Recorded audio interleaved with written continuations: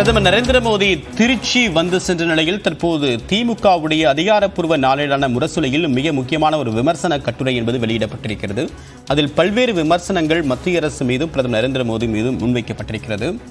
வெள்ளம் பாதித்த பகுதிகளை வெள்ளம் பாதித்த ஓரிரு நாட்களுக்குள்ளாக குஜராத்திற்கு நேரடியாக சென்று பார்வையிட்ட பிரதமர் நரேந்திர மோடி அவர்கள் திருச்சிக்கு வந்து அருகில் இருக்கக்கூடிய தூத்துக்குடியை சென்று பார்வையிடவில்லை என்று அவர் விமர்சனம் முன்வைக்கப்பட்டிருக்கிறது. விவரங்களோடு இணைகிறார் நம்முடைய சிறப்பு செய்தியாளர் பாண்டிராஜ். என்னென்ன விதமான முக்கியமான விமர்சனங்கள் முன்வைக்கப்பட்டிருக்கு, அரசியல் முக்கியத்துவம் என்ன?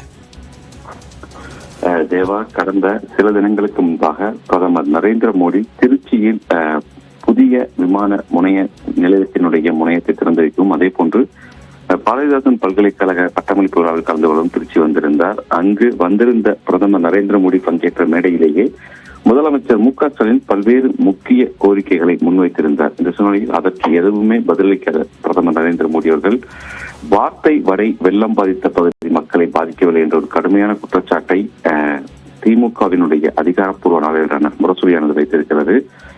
வைத்த கோரிக்கைகள் எதற்கும் பதில் சொல்லாமல், கேட்ட தொகை எதையும் கொடுக்காமல், பெரும் கையால் முலம் போட்டு வார்த்தைகளால் வரை சுட்டுவிட்டு சென்றுவிட்டார் பிரதமர் நரேந்திர மோடி என்று குற்றம் சாட்டியிருக்கிறது அந்த நாளேடானது.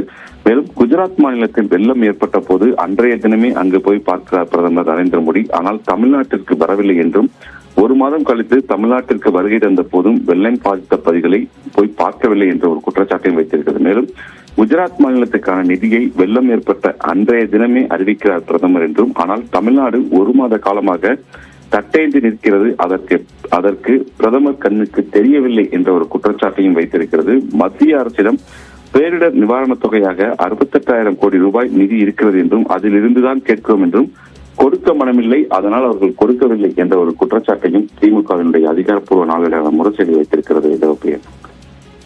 தகவல்களுக்கு நன்றி பாண்டிராஜ்.